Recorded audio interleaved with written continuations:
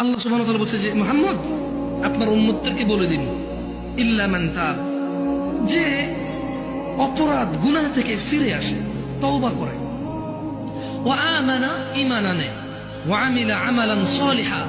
তার হাজার লক্ষ সহস্র কোটি গুনাহ থাকুক, তার গুনাহ আসমানের মেঘমালা পর্যন্ত পৌঁছে যাক,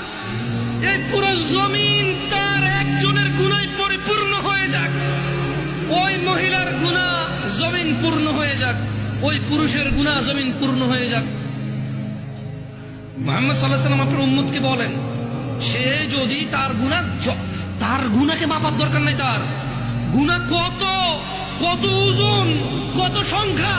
মাপার দরকার নাই, ওকে বলেন। এটা সূরা ফুরকানের আয়াত। আমি কোন হাদিস বলছি না যে আপনি জাল বলবেন, দঈফ বলবেন, মুনকার বলবেন, মওযু বলবেন, তর্ক বিতর্ক